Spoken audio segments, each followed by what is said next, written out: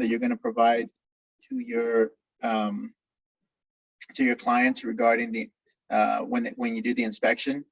So this is, along with this form, we send a actual inspection report for them to review, and you want them to look through it, and you want to tell them. It shows it's still, I don't know what happened over here on my side. It was saying continue recording. Did y'all see the same thing? Y'all good? What is it? Yeah, I'm recording. Okay. So the inspection report, let them know, be upfront with them, be honest, just say, hey, every home is going to be different. I've seen reports that are 20 pages. I've seen reports that are 30 up to 60 pages. It all depends on the property itself. So some properties are obviously bigger and smaller, so that may be the reason why some reports are bigger or more pages in most cases. So they're going to point out the deficiencies. Your job is to let the inspector know, and that's why it's important for them to try to be there during the inspection. Maybe not at the very beginning of the inspection, wait towards the last part of the hour before the inspector is done, so that way he can finish his job or she can finish their job. So make sure that the client is not like literally shadowing them the entire inspection. No inspector is going to like that. Nobody wants that either, so just tell them show up the last 30 minutes from when the inspector's completed with his report. So going over here regarding this form, malfunctions, improper install, missing ground fault circuit protectors, which is the GFCIs. Those are things that have to deal with electrical. They're not going to be common in every, well, they're not going to be installed in every home, obviously, because of the age of the house. So the older houses won't have some of these GFCIs. And just know that when you're walking through the home and before you give them this form and the inspection, you tell them, hey, remember we discussed that depending on the age of the home, certain things are going to be grandfathered in, some are not going to be grandfathered in terms of what's required in the house. In particular, these GFCIs that we're discussing here. The AFCIs also, arc fault protection, those are things that are not in some of the older homes. It wasn't required during the building codes back then. So, just let them know as you go over this form that that's what it pertains to. Malfunctioning or lack of fire safety features such as smoke alarms. I mean, those have been around for a while. Every home is going to need smoke alarms. The appraiser is not going to pass, or he's not going to pass, but he's going to tell you, it's going to point out that he needs to have those in order for that home to close. It would be an item that needs to be installed. Not necessarily carbon monoxide detectors, but the smoke detectors definitely will have to be in the house for it to close. So the installer, if you're an installer, make sure that when you're doing your presentation with them, you're going through the house and walking through and noticing things, you're going to tell them, hey, I see that one's disconnected. Please make sure that gets installed when we list the house, not after, when we list the house. Some of the other things that will be missing, and it's sort of a homeowner's thing. It's really not part of the installers. They don't always install. But when you go to the house and you have a stove, they have anti-tip devices. Those anti-tip devices definitely need to be installed in the house. It's a safety hazard for them not to be installed onto stoves. Because if a child opens up that oven, it's a lot of echo. Yes. It's a lot of echo when you're talking. I muted you. Good. We can't hear you well. It's like an echo whenever you talk. Okay. Let me lower my volume. Or Erica, you lower your volume and mute yourself. Can you hear me now? You're still echoing? Yes, same. Still the same? Mm-hmm. You were okay, but just a few minutes ago, you were kind of, we lost you with the echo. Can you hear me? Yes, much better. Yes. Is that better? Yes. Okay. It's clear. So the anti-tip device is something that's inside or installed behind the stove. Those items or that particular thing needs to be installed because, as I was saying, It's a safety feature. It's a hazard because a child could open up the stove and they could stand on top of the stove door, and the entire stove and oven would come collapsing on top of them. So it's just like Erica's made the reference before, where you buy an item from a furniture store and they have these safety features that you can drill into the wall and make sure that, for example, a Chester drawer or something of that nature typically has additional safety features to be able to put and hook into the walls to make sure that those don't fall onto children as they open them up. Those are things that, you know, it's good to have installed. In particular, the stove, that's something that the inspector will point out for sure. Excessive spacing between balusters and stairways on porches. You know, back houses that were built in the 80s, they, you know, the spacing was a little bit bigger, so kids could fit through there. And especially if you have a house that has a second floor, I mean, literally they could go right through that baluster. So depending on the age of the house, the home, you will let them know, hey, this is probably going to come up. So just be aware. It's not something that makes the house like it's a hazard. It's a huge hazard, but you just want to be aware of it, that it may be something that they'll have to add additional balusters in there. Lack of electrical bonding and grounding. This is another safety hazard for sure, because that can cause electrical fires. You want to make sure that those things are grounded properly.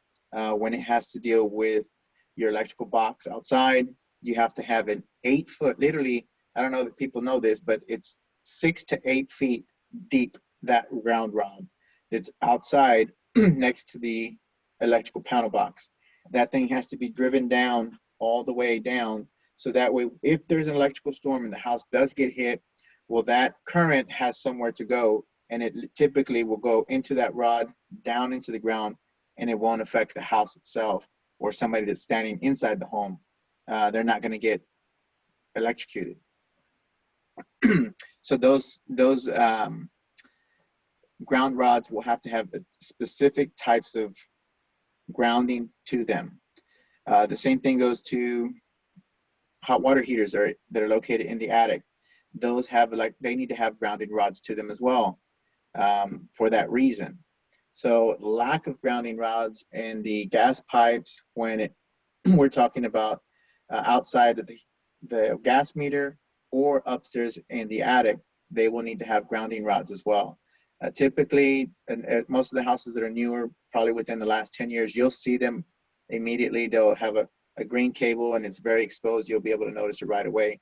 Some of the older houses, it wasn't necessarily a feature that that they considered a item of necessity. It wasn't a building code, let's say.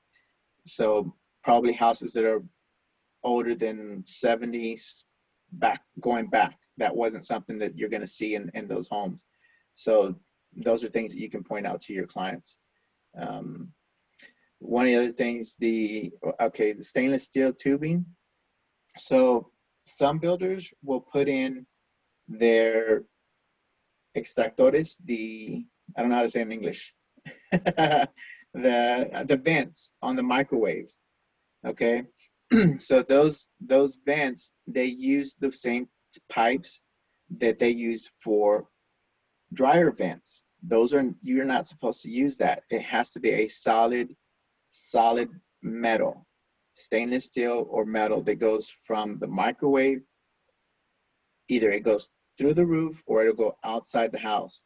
Those particular venting systems are supposed to be a stainless steel tubing. It should not be the tubing that they use for dryers. That's a separate type of thing. The reason why is because dryer vent is just extracting lint, and these other ones that go above the the vent for microwaves, those are extracting smoke and sometimes even like light particles of oil. And so that will get trapped into the vent system, the corrugated ones, and it'll cause a fire hazard through there. So that's why you don't use that particular one. But that's pretty much it. mean, the rest of this, you can read through there.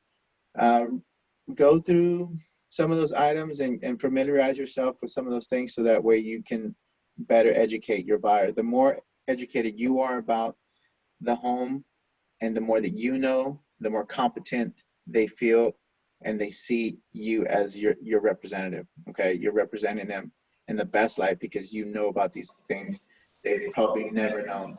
How many of you know how often you're supposed to drain your hot water heater?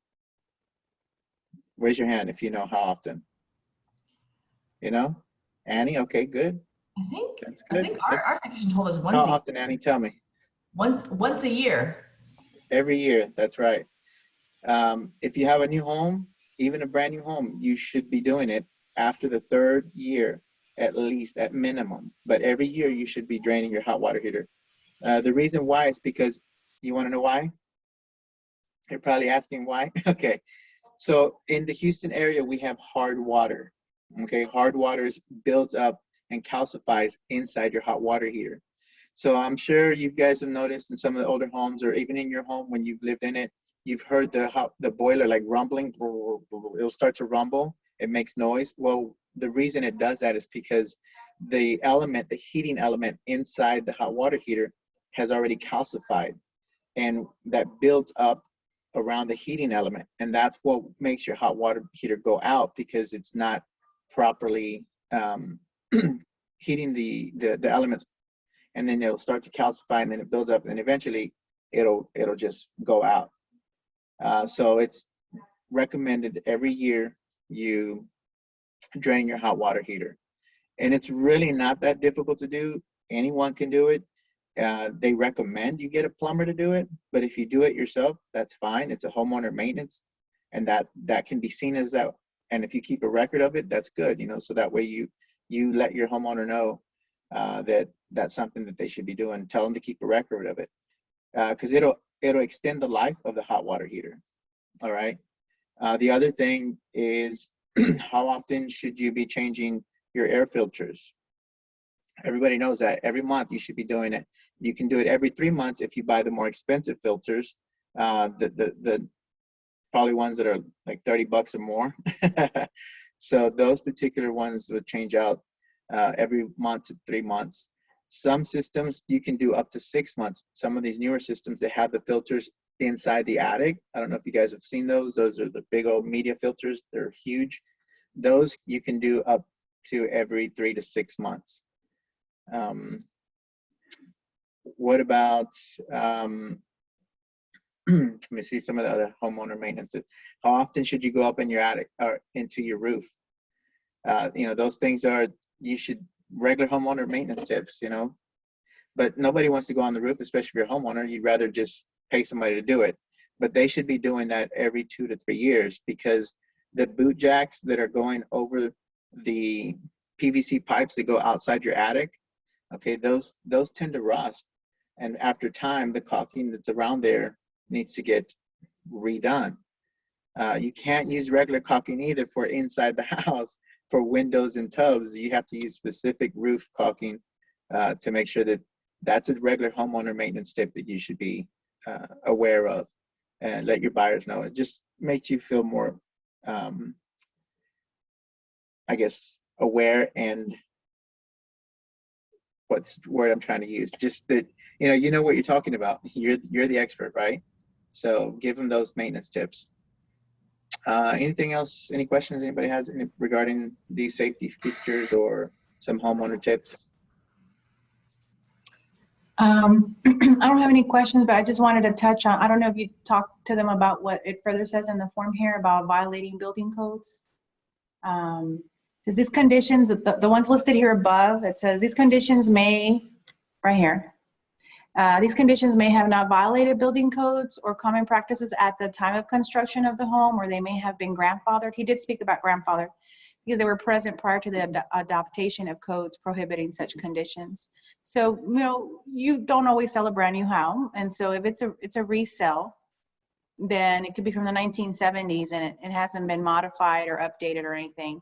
And the inspectors always state, according to today's code, and they go on and on to describe what it should be. So this is a good form to provide to the buyer for them to understand if they're looking in neighborhoods where the home is older, then obviously some of these conditions are going to come up. And they don't have to bring them up to code because they've never been remodeled or anything like that. Now, when the home is remodeled, if it's from 1970s, it's remodeled now, and they've updated the kitchen, where then they do have to add like the GFCIs in there and so forth if it's been remodeled. But if it hasn't, then if you're just buying an old house, then they have to understand that they're not going to be up to code. And so that will come up because I've had a lot of buyers ask me, well, that's not up to code. Or I had one buyer way back in the day called me maybe about 2 years after he purchased the house, and he said, hey, I don't know how this home passed the inspection because there's issues up in the attic and the way the rafters are. And then he went on to tell me, well, it was an older home, and older homes, the rafters are spaced further apart. And that was on the inspection report that it was an older home, but he was talking about passing inspection. So the home doesn't have to pass an inspection because it's not being built, right? That's if a home is being built and the city or the permitting department has to come in and pass it for every stage. That's not the same thing for an inspection. So you do have to specify that to them, because he was told supposedly by some contractor that came in that this shouldn't have passed and so forth. It's like, well, it's a resale home, so it doesn't have to pass. So I had to explain that to him. And remember, they're always going to come back to you, the realtor, to hey, this came up and you sold me this house. So you want to be well prepared. And like Robert said, you want to be the expert, but you want to be also prepared with when they come back and tell you how to respond to them. We just had a home close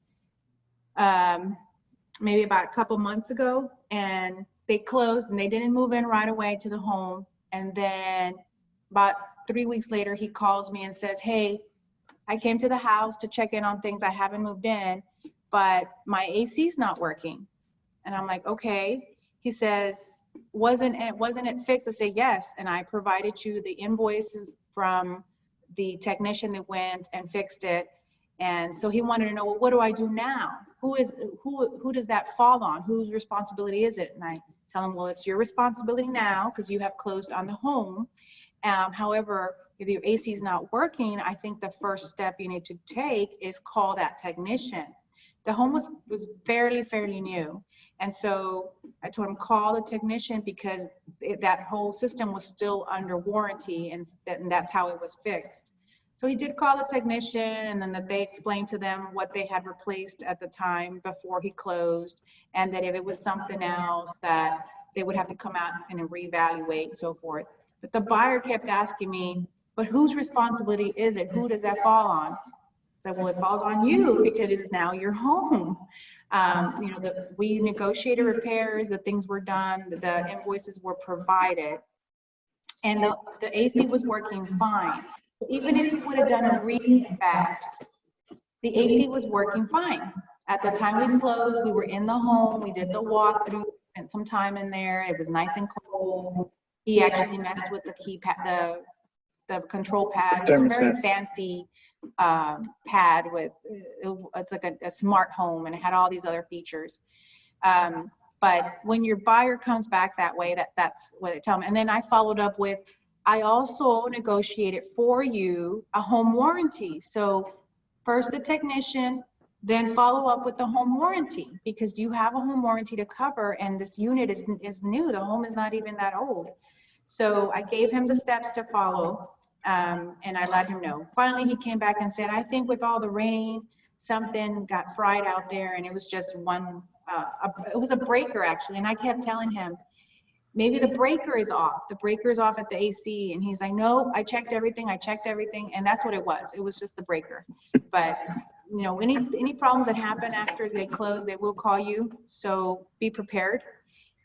One of the biggest challenges that I always had as a new realtor is when I got that inspection report, I felt so overwhelmed because I don't understand a lot of the stuff. I didn't even know what an anti-tip device was. Okay. So what did I have to do? I YouTubed it. What is an anti-tip device? Because my buyer was like, the stove doesn't have it. And he didn't even know what it was. So here we are, blinded in the blind at that point.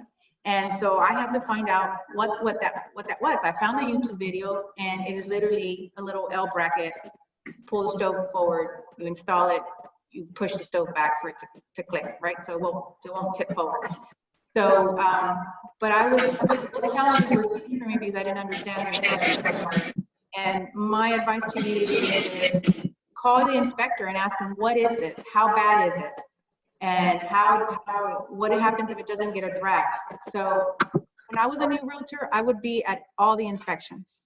I would be there and I would want to hear the summary, and then I would follow up with questions because I need to know how to go back to the other agent and negotiate these repairs. And sometimes the other agent, they don't know what's on this, they don't understand the inspection report either. You know, I'm not a contractor. I don't know how to handle some of this stuff. And but the more information like Robert says you have on each one, or education, then you're able to better negotiate on the behalf of your buyer.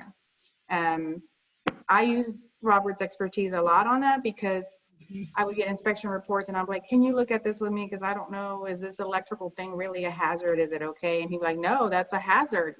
That should get fixed. That should get covered. And so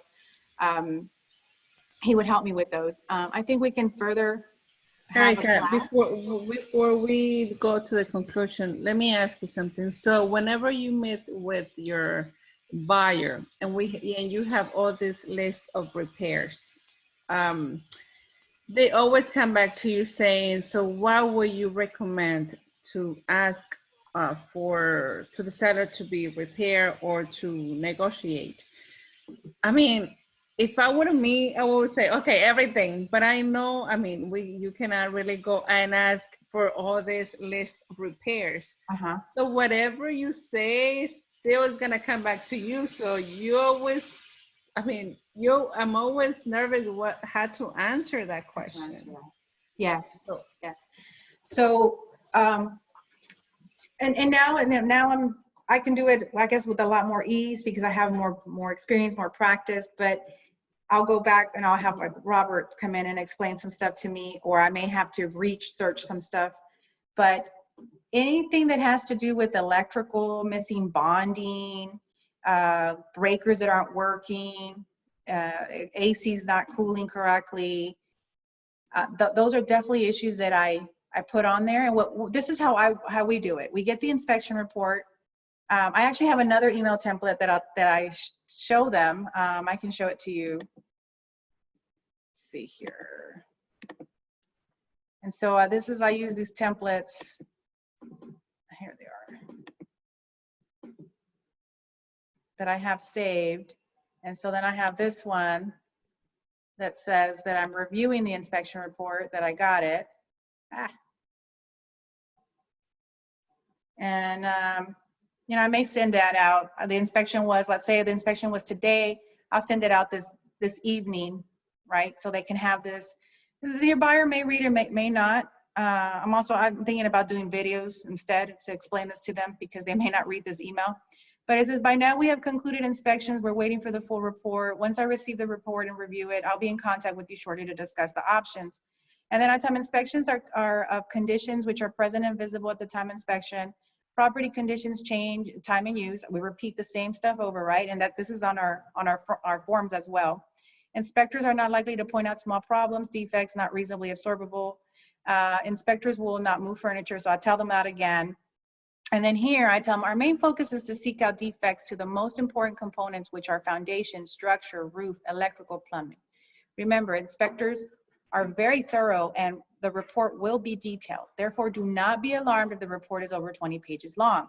The house is not falling apart, right? Because they're gonna get this report. And I've had buyers who were like, oh my God, there's so many things wrong with this house. I don't know if I should buy it. And I was like, well, let's look at this stuff. Now there are some houses where, hey, there's been damage, electrical wires cut, and the inspector sometimes will call me and he says, Erica, something's going on. They damaged this house on purpose, blah, blah. And sometimes he'll stop the inspection and say, he'll tell us, he'll say, this is bad. And he'll talk to the buyer, and then the buyer would just terminate the inspection right there and then so we can get out of the contract. So I have had that happen. But even, and here going back to the email, even new homes that have never been lived in have noted defects. In many cases, inspector will cite codes for electrical, plumbing, etc. General home inspectors are not city or county code inspectors. Keep in mind that the report is intended to provide you, the buyer, with better knowledge of the condition of the home. It is also very common for inspectors to make recommendations or suggestions for better maintenance of the home. This is intended as a guide. And some of the stuff on the inspection report will say, recommend it, right? So they're just letting them know, hey, you should flush out this line every so often, or you should do this so often. To this email, I would attach that. This is that other form we were looking at.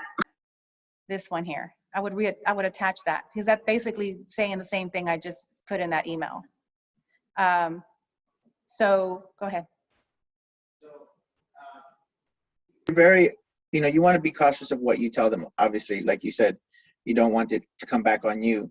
But what we want to tell them is that we're going to put on the repair list anything that we feel is going to be a hazard or a potential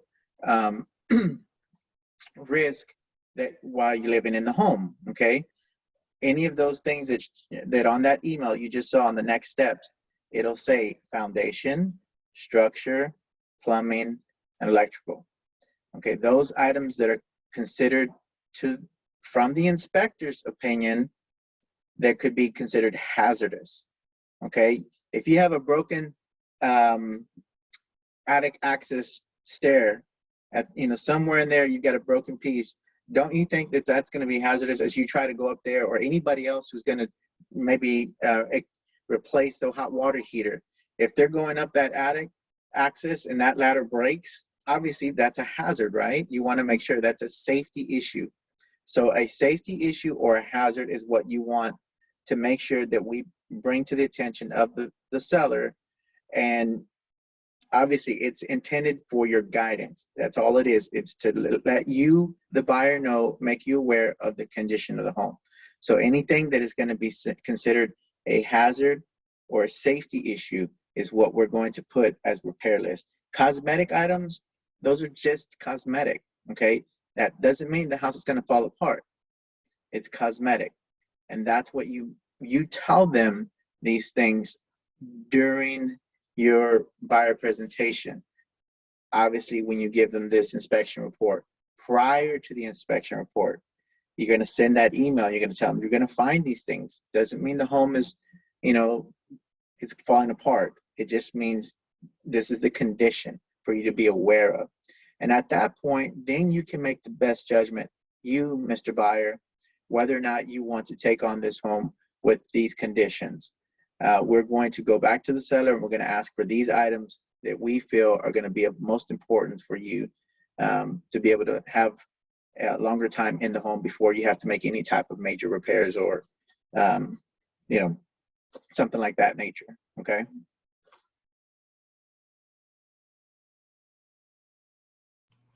It's very hazardous to figure out where's the line between being a competent agent. So I do have, I'm sorry, Annie. No, I was just observing. It's very, like I'm thinking in my head, like it's interesting, like the line between being a competent agent, knowing where to advise and where to cut it off and be like, I cannot talk to you anymore about this. You need to speak to a lawyer, or you need to speak to an attorney, or your insurance agent, or whatever. I'm learning. It's the lines are not clear, but you can see them. It's just a learning process. And I think it's just with case study over case study, and also experience over experience. I was reading a case study the other day that I do want to talk about maybe another time, but it said on there that they were looking at a home, and then the buyer asked I don't know if it was the listing, but the scenario that was provided was so vague. So I don't know if the agent that was the listing agent or the buyer's agent, but regardless, whoever it was, the buyer asked, has this home ever had termite damage or any problem with termites? And the answer from the agent was no, none. So the scenario further says that the home had some repairs done due to the termites. And so then later on, like 2 months down the road, something was discovered, something similar to my case scenario, right? But if whether you're the listing agent or the buyer's agent in that case, you are never to say nope, none, no. According to the seller's disclosure, right? And then you provide them the seller's disclosure. And if you're a buyer's agent and you're in that house with that buyer, and you know, technology is fantastic, so you need to use it to your advantage. If you're in there and you have your phone with you or your iPad or whatever you use, most of the time you can see that there's documents online already. And if the seller's disclosure is there, open it, go over it with them. Some listings, they'll leave copies of the seller's disclosure there in the home.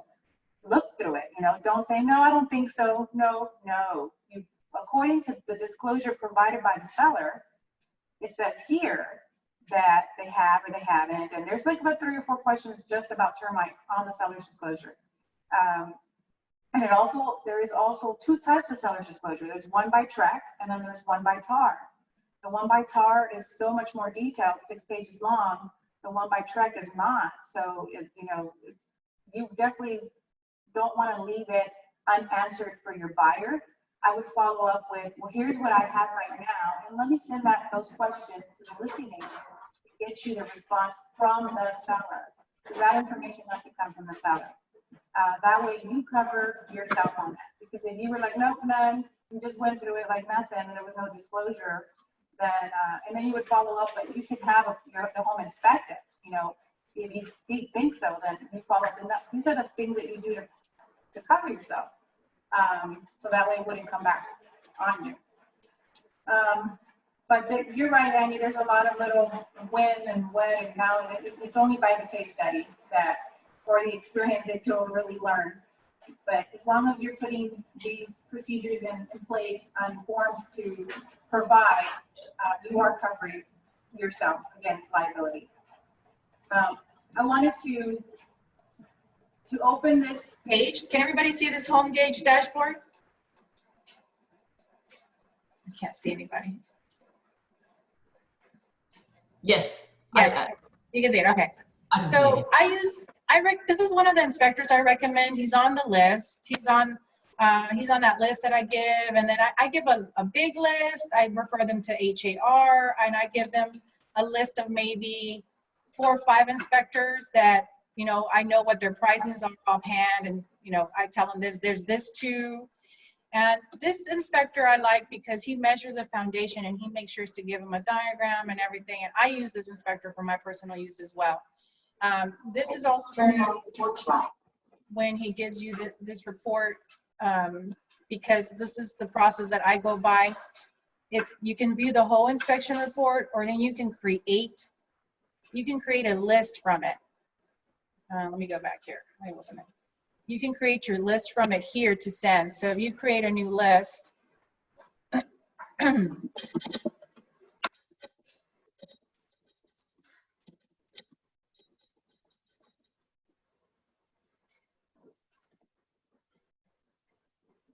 it tells you. And the only reason I pulled up this report is because there was hardly nothing wrong with this house. It's real short. And so that's why I'm choosing this one. But there are some with a lot of problems and items, right? So it tells you here, show all the items with the picture or comment made by the inspector, or select summary items only. So in summary, he did these items, or you can go through all 49 items. And then you can pick what you want to say, right?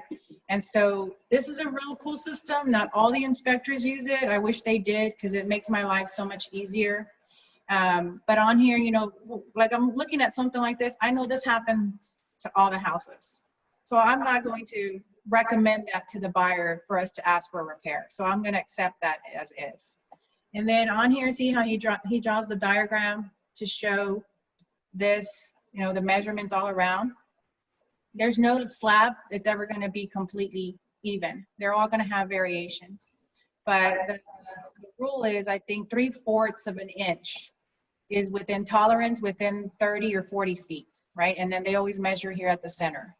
If you've never seen this done, if you ever get the chance or you have to get it evaluated, I would recommend you be present so you can see how this is done. Or if you go to the inspection, So that way you can ask questions, and he'll tell you the middle point and how they measure here, how they measure there, here. It's a very interesting process. But when you have a foundation issue, you definitely want to have more or as much knowledge you can. So that way you're able to guide your client a little bit better. So obviously there's nothing wrong here. So accept as is. Gutters and draining appear to be draining properly. So, you know, roof coverings appears to be functioning as intended. Fantastic. Roof structure appears to be functioning as intended. So all this you're going to accept. I probably should have done the summary. And then there's like this little things like this, that's cosmetic. You're cosmetically damaged, and that's what he noted. Scratches, nail screws, holes, loose bathroom fixtures. And he actually has, you know, a couple pictures. That's not anything to request. So here was a very interesting thing that the flashing wasn't installed, and supposedly there's supposed to be flashing sticking there, right? And in this case, it doesn't have it, but I think the way it was built, that's just the way it was. And I think when I talked to Robert, you know, it wasn't something that warranted to ask for repair. They can't really repair it. They'll have to take out this whole everything and put it back there, so it's still being covered by this ledge. So anyway, we accepted that as is. The brick siding at the front home has several cracks. So those cracks, I think I did ask for them to go in and seal them. What you do is you add to list, and then you put repair.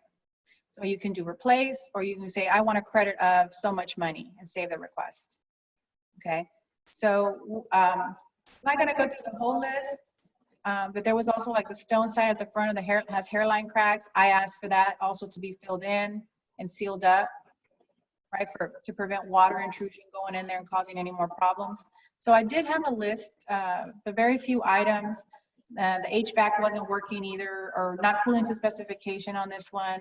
And the seller agreed to everything. It wasn't a big deal because they're very minor, but there are some reports that have a bunch of stuff and more to do with electrical problems, wood rot, all this other stuff. So I put a list together.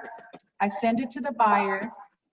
You want to make sure your buyer has the full report too, because if they thought something was important and you didn't include it in your list, then you want to have that discussion and add it, right?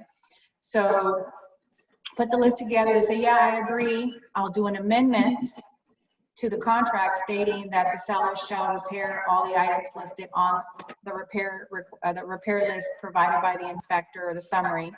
And then I'll send that to the listing agent. Okay, and then they'll review, they'll come back and they'll tell me, yes, they'll do it, no, they won't, or no, but that's usually how I do that. But discussing it with your buyer, like what Elizabeth was saying, can be, you know, challenging sometimes because they don't know what they're looking at either. So you want to just let them look at the report, look at the pictures, and then you guys can discuss it and choose what items to put a list together to send to the other agent. Listing agents, of course, don't want to see these lists. They don't want to see the full inspection reports, but you can send all that to them. It's part of your negotiating, and it's important for, you know, them to know that there's these items that are defective with the home and we want repairs. They don't have to do it. They can say no, or they can say, we'll give you $1,000 in lieu of, or they can just say completely no, and then your buyer has the option to back out. You know, because if you're under termination option, then just back out if they don't want to proceed or accept the home as is. Most of the time, you know, like we mentioned in the previous class, we want to find a middle ground. So most of the time we can come to an agreement. There's very few times that the seller won't at least do something, do a credit, or I'll take care of this stuff, but I won't take care of that. A lot of the maintenance issues sometimes the sellers don't want to do because they just feel that it's not really affecting the home, it's just maintenance. So, are there any questions on this? Erica, I hate to do this. I have to go, but okay, no problem. So useful. Okay, no, we ran over time, but my 1 o'clock canceled, so I was like, I can stick around.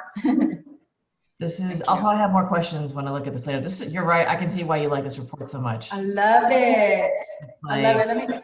Yeah, and when I don't know how to get back out of here, but I don't need this. I already did a list. I sent it. We you know, everybody was happy with it. But you know, here's the Erika, repair. Yes. how do you get this report, this kind of report that you were showing us, like to put repairs and all that? That the inspector send you something like that? Yes, format? this was sent to me by the inspector. So it's what he uses this system called Home Gauge, and that's how we get these reports. Now, not everybody uses this inspector. So, I mean, sometimes I don't do it that way. Let me see, what other inspection report, let me show you. Well, not Dora Rock, what was the other one that we did? I'm trying to think of another one where it was just a plain inspection.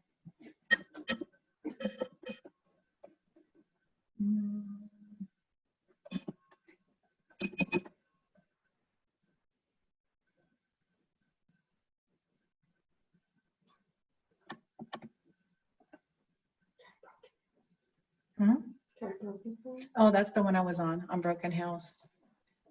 So I'm trying to find another one. Sunwick? That was a different inspector. Oh, here it is. So this is another one here.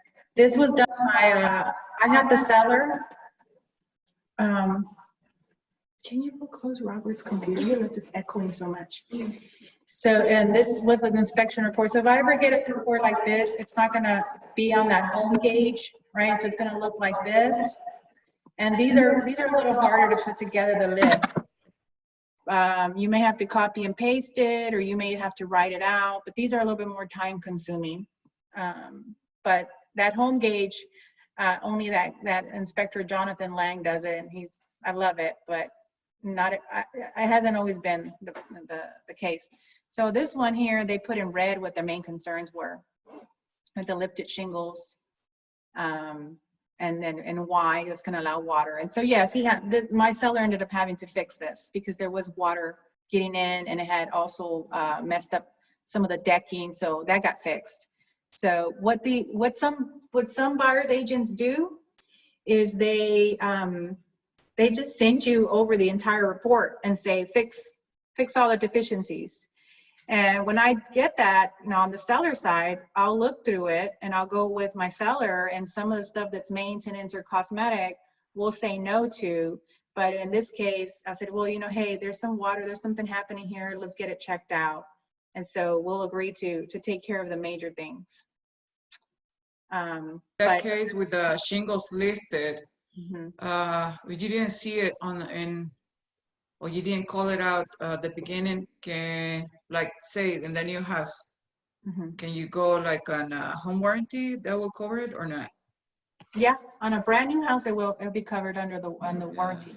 Yeah, and if they did an inspection on a new house and there was lifted shingles, then they can just call the roof was probably just done, so then they can call the roofer back. It's still under that warranty too. Mm-hmm. Yeah, on a brand new one. But this one's an older house, I think 2008 or something, and so the seller had never really done any maintenance to the house, and so there was water getting in. So he did have a problem there. See right here?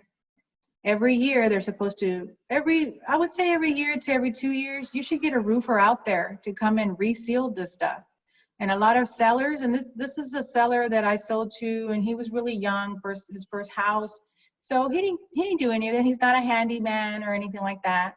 He never did anything, but yep, water was getting in there right here, and all right here was rotted. So this whole area had to get replaced. It wasn't very expensive, it was like $600-700, but it is one of those maintenance issues that should get done. See? So and you see how it's so dipping right here because it was damaged. That's bad. That means it's, surprisingly, there was no water damage into the home where you can see on their ceiling. Because when I walked the home, I didn't see anything, but I'm not going to go on the roof. So only an inspector will be able to point that out. When I am going to list a house, I do go through with them and I look around. Hey, do you have any cracks? Do you have any leaks? What kind, do you know of anything happening with your house? And we'll talk about it then. If there's any issues, I tell them that's going to probably come up on your inspection report. if you had this leak here before, you probably need to take care of it now. So that way it's already taken care of. And then usually they'll do it, or some of them don't care. So, but this is another report, little things like this that come up. I don't think these are major, but if your buyer thinks it's major, then put it on the list. You know, because this is just missing sealant, so it just needs to be sealed, right? And that crack is little. This is all really minor right here, but this is also part of, you know, maintenance. Every year, every 2 years, that should get resealed because it comes off. I think he also fixed this. I do remember him having to fix some of the siding that was broken, and it's not anything major, but you know, for a buyer, they're paying full price. They didn't even get any closing costs. I think a buyer is going to want that covered, right? The garage door is missing self-closing hinges near. Okay, so self-closing hinges weren't required when this home was built, and now self-closing hinges are needed. Well, this home doesn't have it, so I fought back with, well, that's the current standard. You see where it says current standard? This home was built back then. It's not gonna have it. So you can say it's grandfathered in, or that's just the way it was built. Garage door non-return. There's a few things on here that they placed. And then condensation staining in the present windows. So that was something that was important, that these windows have broken seals. And then when the seal breaks, it gets all foggy in between the panes, and then they get mildew, and then the window turns green. So whenever you see the broken seals like that, I would press for that window. It's possibly not going to happen, but I would press for the window to get replaced. You know why? Because they can't do nothing about that seal anymore. If it's broken and that humidity is getting in there, there's no way to fix it. They can't come in and reseal it. It's broken, and that's that basically. But these windows fail a lot. I see this a lot on reports where the seal has broken in between the two panes. To do one of my daughter's room window, it's like that, so it It's needs like to be that? replaced.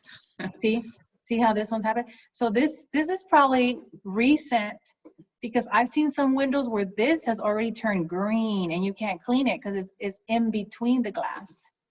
See, so you know, to replace one window, it could be like the window itself is probably not that expensive, like $250 to $300, but it's just the installation, the removal, and the reinstallation. So you're possibly looking about, depending on what company you go with, maybe $400 to $600. And the only reason I know that is because that we have had to replace windows on another house, and installation like into the office when we put our new windows. So then I'll know how much windows cost. But really, you don't know. I wouldn't know if I didn't have that experience. So, and that's the only way you're really going to know is just from more buyers that you help, more things that come up, and you have to deal with them at that time. It's like hands-on experience. All the basic knowledge you learn through the books and through the Champion School of Real Estate or whatever school you went is very basic. Everything else is real life experiences that you have to go through. It's a real deal. Real deal, yeah. And I know you feel lost. Like I used to feel lost as well. At the inspection reports were my biggest challenge. Is like, oh my God.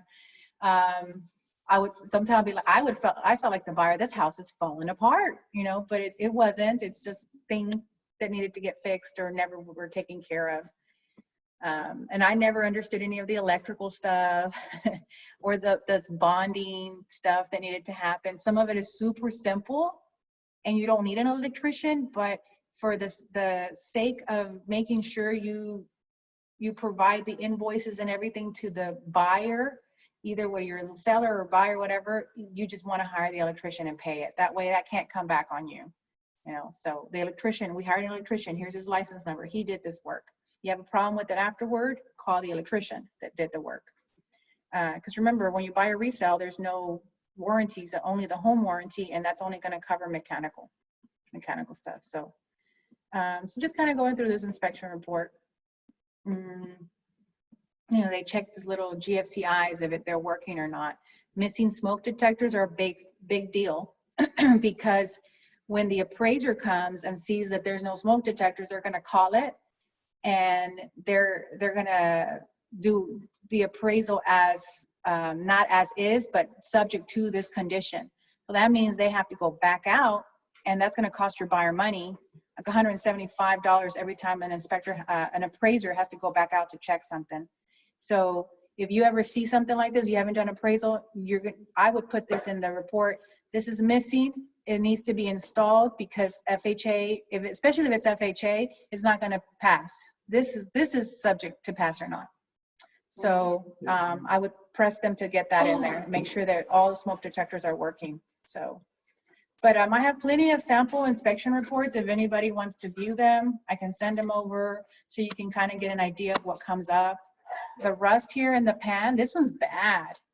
I think we did end up replacing it. I can't remember, but this is a lot of rust that's happening here. And this pan may have already a hole somewhere, leaking water onto the decking. If I saw this, I'd be like, replace that. And I don't know if the AC had anything else going on. I believe yes. I believe when I went to go walk this house to put it on the market, I saw that the secondary drain was leaking.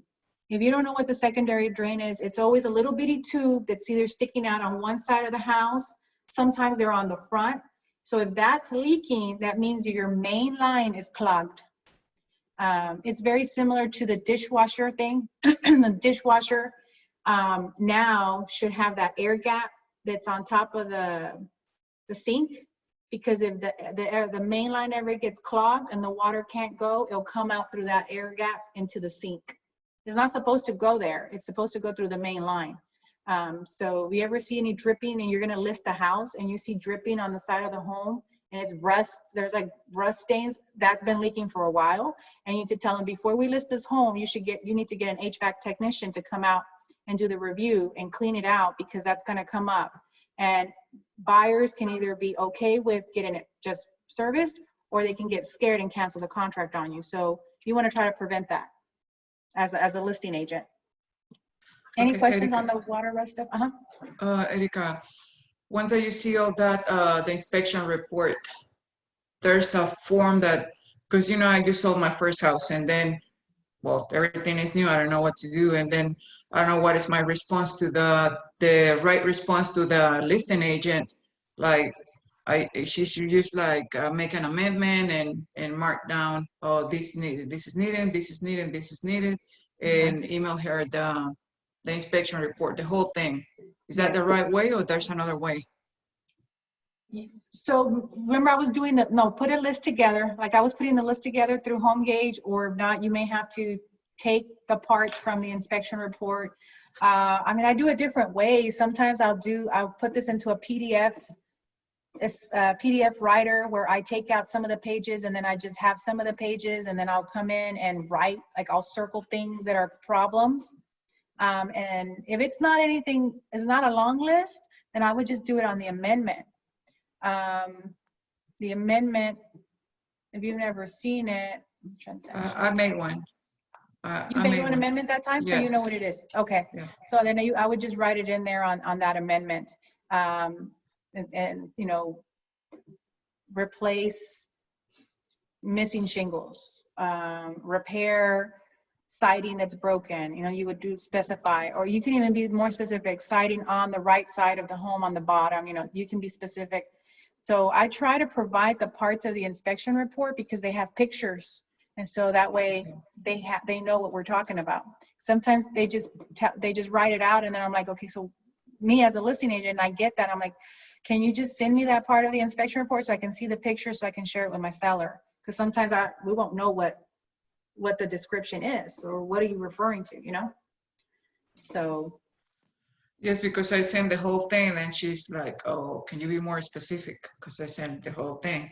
Now that with this class, listen, not everything is necessary. Like, okay, you can mention this, just talk to the buyer and say, like, this is going on. Or they already know, because my buyer was there and I was there. So they know. And then now, as I'm listening, is just as an agent, you say, like, this is major, this is a must to have, or whatever. And then from there, we go to the listing agent, right? Not the whole thing. Yeah, You can send the entire report. If the other agent ever says, why'd you send me the report? You can send them the report. It's part of your negotiation process, you know, trying to get Okay. these repairs done.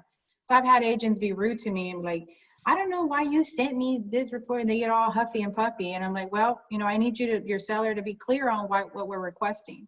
So you can send it. I try not to send the whole report. I will only send them the ones that are major concern. But if it's a lot, then I would send the whole thing. Yeah, and when, like to get the prices on an estimate on the repairs, how you do that? How do I do that? You would have to consult with the contractor or have the buyer consult with the contractor. Okay. Okay. Yeah, if it's a major thing and they say, okay, it's not like mandatory, or that's not a hazard on this, but the buyer wants to be get a repair. So and then I advise my buyer to get a contractor to give an estimate, and from there I Yes. negotiate with the listing agent, right? Yes. So I had one where recently the inspector said that the roof was, it had a lot of granule loss. It was a really old roof. It was going to need changing.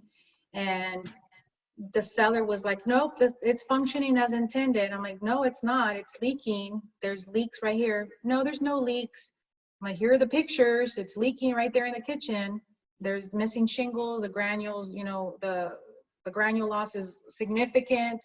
And so we went back and forth, and then the buyer brought a roofer that came and gave him a quote on what the roof was, what it cost to replace the roof.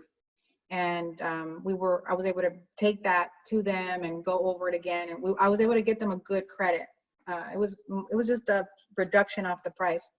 But, you know, the sellers and the listing agent's response most of the time is like, oh, it's functioning as intended. Like, no, it's not. Some stuff will be, you know, it's still okay, but some stuff is not. So the only way to really get any pricing for it is to call. You can call a contractor that does, like if it's replacing wood rot, maybe take pictures and send it to a contractor. Hey, could you think you can give me just a ballpark estimate what this would cost? And then you can put in a value for it. But if the seller's going to get more specific and say, well, where'd you get that number from? You know, then you'll need to be more specific. I've gotten specific with some people before. We're like, well, let's see, the trim is going to cost this much, the paint's going to be this, the siding costs this much, the labor's going to be, and I'll detail it for them, you know, and that way they don't think that I'm just pulling a number out of the air. The more specific that you could be like that in your request, I think the better, because then the listing agent, you've already done that work for the listing agent too, that they just take it back to the seller. Well, this is what they're saying.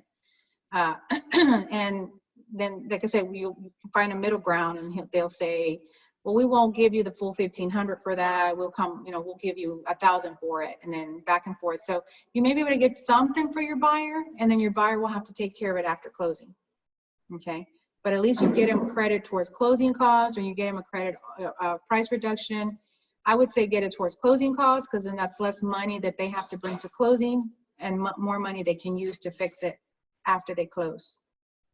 I did have one listing with a while back that I was helping a new agent, and the other agent sent her a list and said it was going to be a ridiculous amount of money. And she sent a very detailed list for every single item, but every quote was ridiculous. It's like $150 to change a light bulb. She had one item on there, and I'm like, no, ma'am, no. And so she did do that whole detailed list, but it was ridiculous. I was like, no, they're not going to fix any of that. They'll take care of this one item, or they'll give you $1,000 credit. I think she had asked for over $5,000 in credit for very, very minimal thing, like replacing a light bulb. It's like, really? That's what, a couple dollars at the store. She was pulling the leg. Yes, and you know why? It's because the agent was new, and the agent I was helping, she was brand new. So obviously she thought, well, she's gonna get overwhelmed and just tell the seller, but she knows she was working with her broker. And I was like, no, that's not gonna happen. $5,000 or even $150 for a light bulb was ridiculous. Yeah. Hey, Thank you. let me chime in real quick. I'm sorry, I'm way late to the meeting. I know it's probably almost over. Just a couple of things real quick. I know, just going back to the rusty pan of, Mhm. of Florida. Um, just remember, if you're on the listing side, you want to try to save your clients money. And just the thing that you can say is, if that comes up on the report, you say, well, yeah, that's their use. They hold a little condensation, and of course it's metal and it's gonna rust. You have to use that response if you are trying to save your clients money on the listing side. And the pan doesn't cost a lot of money, but anything that you save your client, they're going to be very grateful for, and they're going to remember that you were there fighting for them. And on the other side, just like Erica said, though, hey, it's super rusty. If you're working with a buyer, hey, it's super rusty. We need you to replace it, right? So depending on who you're representing on that end, just throwing that out there. I don't want you to think that you have to replace it if you're working with the seller. You could just give them kickback all the time and see what they respond to you. If they start crying about it, it's not a lot of money. So you can at that point say, okay, yeah, we'll replace it. But always try to save your seller money if you're working with the seller. Another thing on the report, you asked about sending the entire report. There's one time that I'm sorry, I'm driving, guys. So you're gonna hear that come on one more time before I get to my location. But if you are working with a buyer and it's a new home build, send them the entire report. Oh, yeah. Okay. So don't it's a brand new house, and they should be able to have the entire report and address those items. I will say this though, and Erica can agree.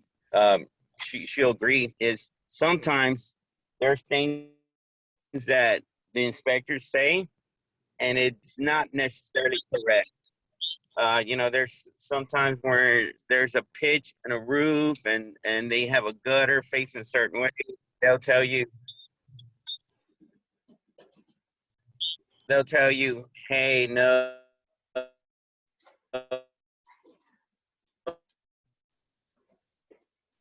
It's breaking up.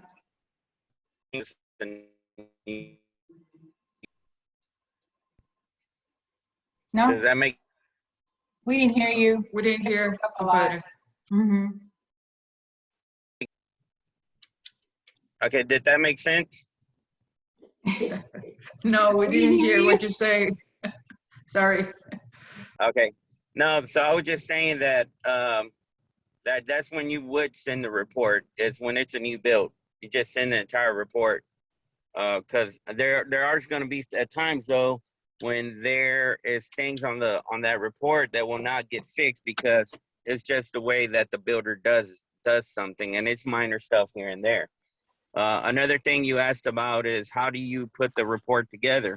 Well, there's some companies that are the inspectors that they have a real neat program where it allows you to pick and cut that information. I know that Altex that I've used plenty of times, they have a real nice report that will allow you to cut stuff out, and it helps you put everything.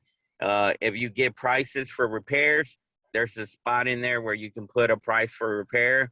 And if you're just gonna want to ask for money, you can ask for money. So it's a real neat report. I'll have to show you. Hey, that sounds great. Okay. Okay. All right. Well, I just stayed over.